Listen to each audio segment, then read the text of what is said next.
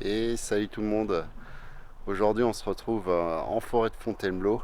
On va aller faire une petite randonnée ensemble et ça nous servira d'intro pour ces fameux abris ornés. Donc c'est une randonnée pédagogique et on appelle ça la mémoire dans la pierre. Allez, c'est parti, on y va. Ce sentier va nous permettre de découvrir un patrimoine peu connu, les gravures rupestres de la forêt de Fontainebleau. Durant mon périple, on croisera plusieurs pupitres décrivant chaque époque, du paléolithique récent à nos jours. On apprend qu'il y a 30 millions d'années, la région de Fontainebleau était la bordure d'un vaste golfe marin où s'est accumulé plusieurs dizaines de mètres de sable. On en retrouve partout ici, et c'est d'ailleurs un des plus fins et un des plus purs au monde. Au Quaternaire, la cimentation de ces sables a donné naissance à de gros blocs de grès qui se sont ensuite fracturés, formant de nombreuses cavités naturelles plus ou moins grandes. Et malgré d'importantes dégradations, on a retrouvé des gravures rupestres dont plus de 2000 d'entre elles. L'association à l'initiative de ce sentier thématique, le Guerzard, nous rappelle qu'il faut faire très attention aux gravures, en évitant tout frottement par exemple. L'étude de celle-ci est d'ailleurs assez récente. La technique utilisée était le rainurage et elles étaient réalisées à l'aide de petits blocs de grès ou de silex.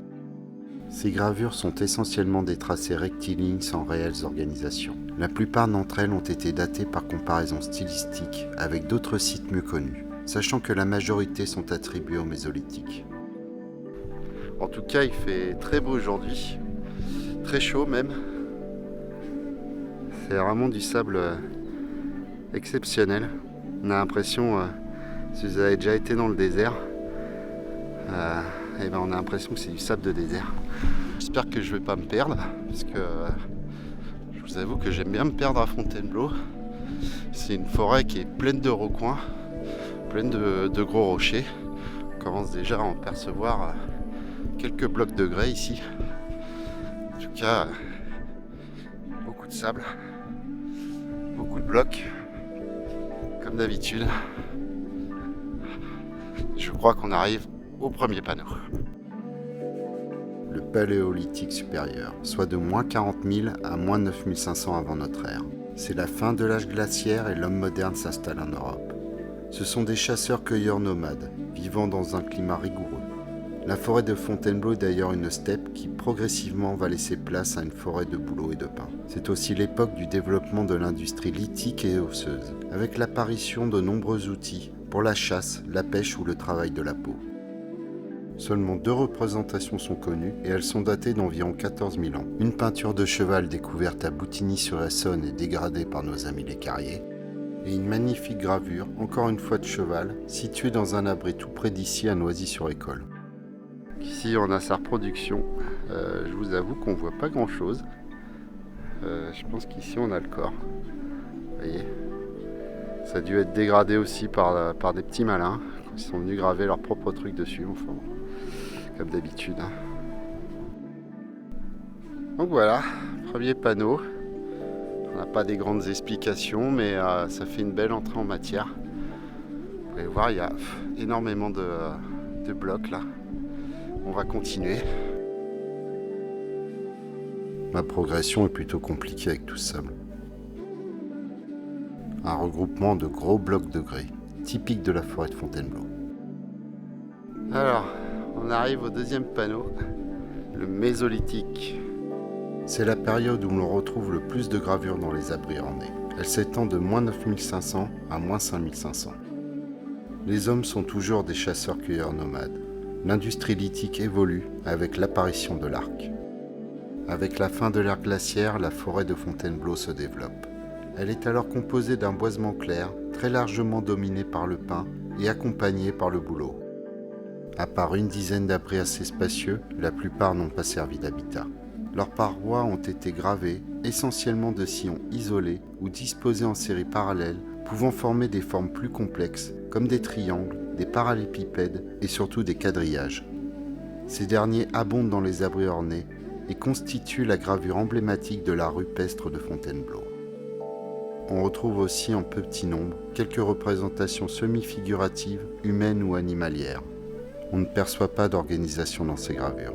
Elles semblent réalisées par accumulation successive, sans volonté d'association ou de composition. La cavité devait avoir une signification et une importance primordiale, puisque nous ne connaissons pas de gravure en plein air. Ça c'est vraiment typique, j'en ai vu par moi-même, de très très belles, à la Ségognolge. Souvent donc on a des lignes qui se croisent, qui forment des quadrillages, et souvent c'est dans des carrés comme ça. Donc les carrés des fois peuvent être rayés aussi. C'est pas exactement si c'est la même époque, mais bon. Vous pouvez voir derrière une de ces fameuses buttes. On est vraiment dans des endroits typiques où on peut retrouver des gravures. C'est souvent sur des endroits en hauteur comme ça. Allez, on va continuer. Vous pouvez voir aussi un petit peu, je vous montre en gros plan. Un très beau bloc de grès. J'adore cette pierre. Alors, on arrive au prochain panneau les amis. Je ne cache pas qu'il fait extrêmement chaud. Le néolithique s'étend de moins 5500 à moins 1800. Les derniers chasseurs-cueilleurs sont remplacés par les premiers agriculteurs-éleveurs qui se sédentarisent. Durant cette période, la forêt de Fontainebleau se densifie sous la forme d'une chênaie, puis le hêtre va prendre une place grandissante. On observe également les premiers défrichements. C'est l'ère des mégalithes et la région en a conservé de nombreux témoignages, dolmens, menhirs ou encore allées couvertes. Les témoignages gravés de cette période dans les abris ornés sont très rares. On a par exemple cette représentation de visages ayant des similitudes stylistiques avec les déesses mères de certains mégalithes de l'Île-de-France. Fait particulier, on retrouve à Butier dans un abri plusieurs gravures de haches qui ont un graphisme identique à celui présent sur certains mégalithes armoricains. On en a aussi découvert sur un gros bloc de grès voisin de cet abri, accompagné d'autres représentations typiques. Donc je ne l'ai pas vue en vrai celle-là. C'est vrai qu'elle est intéressante, avec ses petites formes en dessous. Je sais pas ce que vous en pensez, eux ils disent que c'est une tête humaine. Moi franchement j'y vois peut-être la représentation d'un bateau, avec les vagues ici, la mer, le mât et les voiles, ou à la rigueur les rames, c'est possible aussi. Donc dites-moi ce que vous en pensez, c'est même sûrement plus des rames, parce que la voile je suis pas sûr qu'ils avaient ça à l'époque. Si vous avez un avis sur la question, n'hésitez pas à en faire part dans les commentaires. Je crois apercevoir une sorte de grotte en haut de cette bosse. Je vais aller explorer.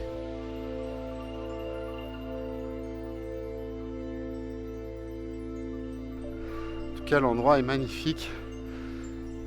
Et effectivement, ça forme comme une petite grotte ici. Je pense pas qu'il y aura de gravure, je vois des tags déjà comme d'habitude. On a même l'impression d'être devant un vieux dolmen à moitié écroulé. Donc voilà, vous pouvez retrouver des gravures dans des endroits comme ça. Ici j'en vois pas. Des fois ma caméra voit des choses que je ne vois pas. J'ai l'impression de distinguer des sillons sur la dalle du plafond. C'est peut-être un abri orné finalement. On sort du petit trou à lutin et on continue ce fameux chemin mémoire dans la pierre.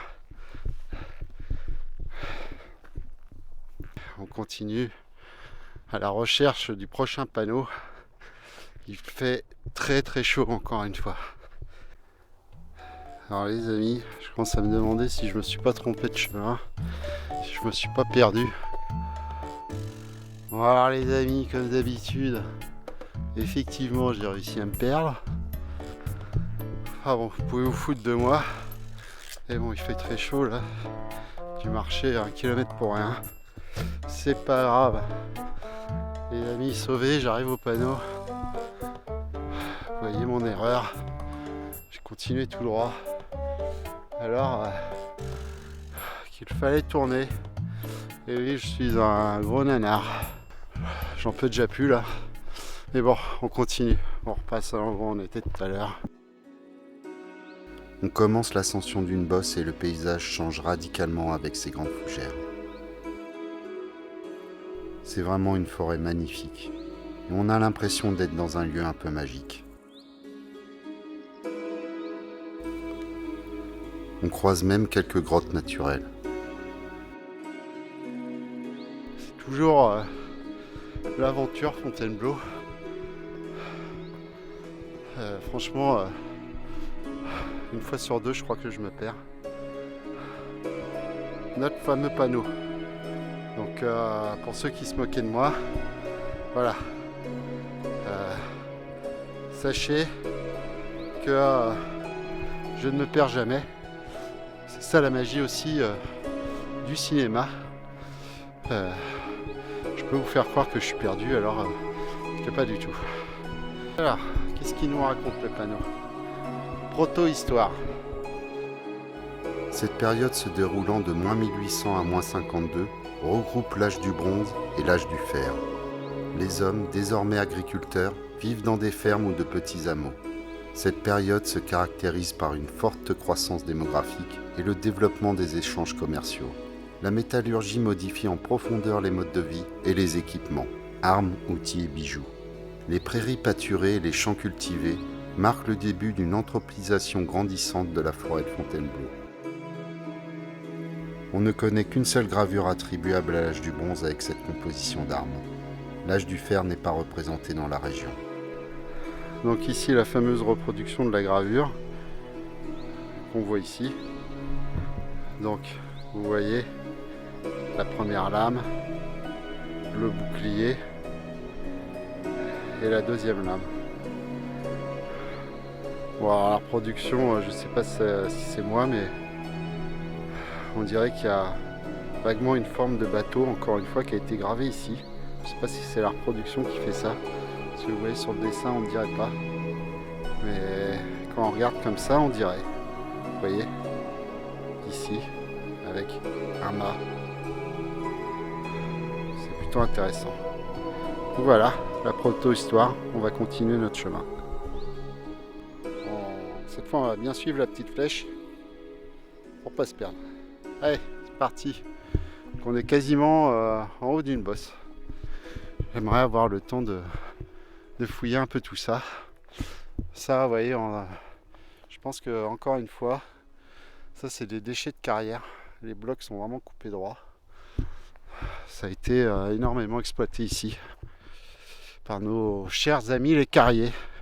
Bon, d'ailleurs, pour ceux qui suivent, vous avez vu que même de nos jours, les destructions continuent avec ce fameux Monsieur B qui aura installé son magasin sur des menhirs à Carnac. Donc je ne donnerai pas trop mon avis sur cette affaire. Je vois qu'il y a beaucoup d'avis divergents sur ces fameux 36 menhirs qui n'étaient pas en fil. Hein. Donc j'ai parlé un petit peu avec des archéologues qui eux sont très déçus de ce qui est advenu de ce site. Parce qu'apparemment il n'avait pas été fouillé entièrement. Et puis d'autres qui disent que c'était juste des vieux restes de menhirs, même potentiellement que ça n'en était pas, qui étaient incorporés à des murs et que finalement il n'y avait rien de plus à découvrir.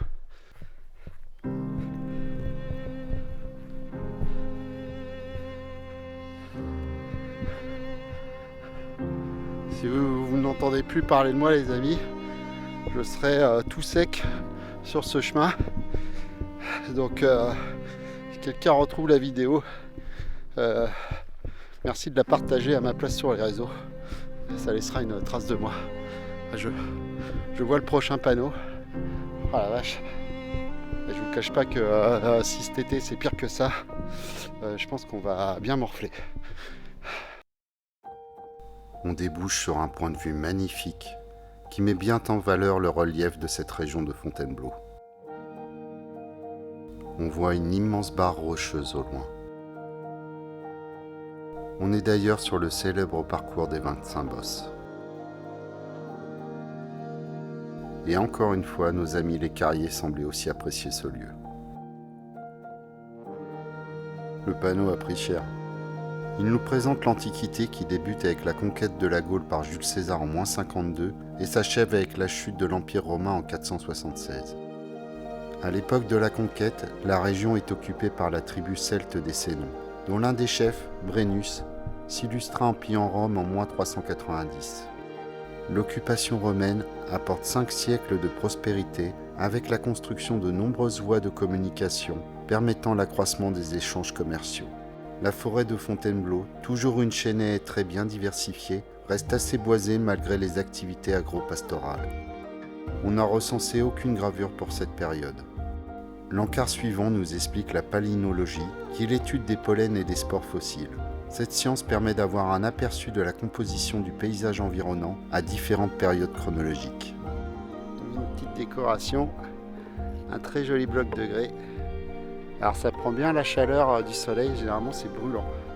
On va continuer, ça a l'air bien sympathique ce petit chemin. Et on se retrouve au prochain panneau. L'environnement a encore changé. Sur le chemin, je trouve un petit bloc de grès jaune. Dommage, il n'est pas gravé comme ceux de l'exposition Pierre Secrète. Ce bloc porte d'étranges marques circulaires. Dur à dire, mais c'est peut-être assez récent vu leur régularité. On croise aussi de grandes parois rocheuses, formant comme de grands panneaux. On pourrait aussi retrouver des gravures sur elles. On arrive au prochain panneau. Donc là, on va commencer à être un peu dans les ères plus modernes. Voilà l'époque du Moyen-Âge. Vous pouvez voir, il y a toujours des abrutis pour venir dégrader tout ce qu'on peut faire. Le Moyen-Âge couvre une période allant de la chute de l'Empire romain en 476 jusqu'à la découverte de l'Amérique par Christophe Colomb en 1492. La population augmente et de nouvelles terres sont défrichées, provoquant un net recul de la forêt. Les productions agricoles doivent répondre aux besoins locaux, mais aussi alimenter le vaste marché parisien. Très giboyeuse, la région devient un lieu de séjour de prédilection pour les rois. On trouve quelques gravures de cette époque dans les abris, essentiellement des personnages armés ou des symboles chrétiens. Une représentation particulière, la triple enceinte fait exception par son abondance, ce qui permet d'avancer une fonction protectrice à ce symbole. Donc la reproduction, elle est très jolie celle-là. Vous pouvez voir le cavalier. Je dirais plus des griffonnages que vraiment des lignes parallèles, des sillons. Ça ressemble plus du tout à des tablettes de chocolat. On dirait plutôt que c'est des gens qui ont repassé par-dessus d'autres gravures, je dirais. Et vous voyez des symboles un peu religieux, chrétiens, qu'on retrouve très souvent au Moyen-Âge. Une iconographie très fréquente. Allez, on suit le balisage, c'est parti. Je pense qu'on arrive à la fin de notre petite randonnée. Encore et toujours des blocs aux formes étranges. Je crois voir un abri sous cette grosse dalle. Les carriers, mais vraiment la région.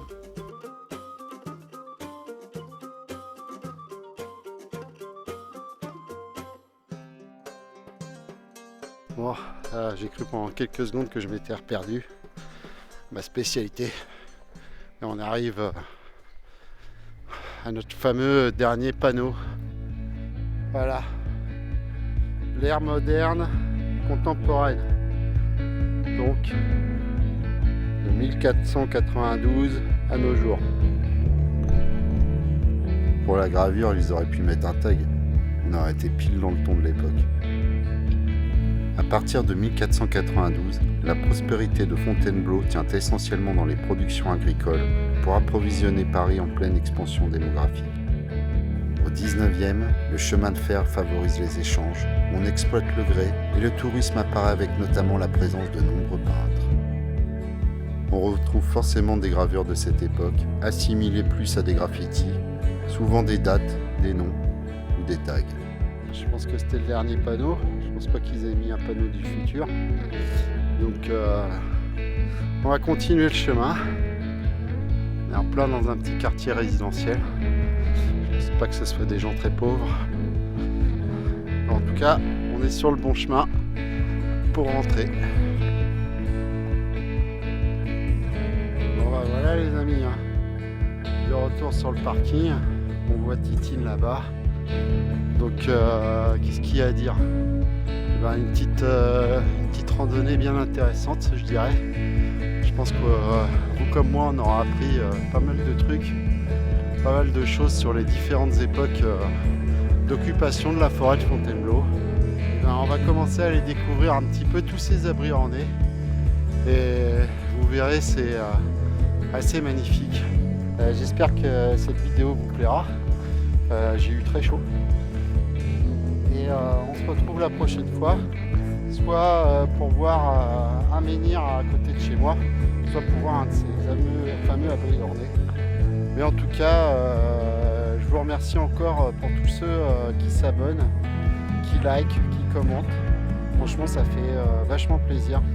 Et on se voit sur la prochaine vidéo. Allez, ciao tout le monde.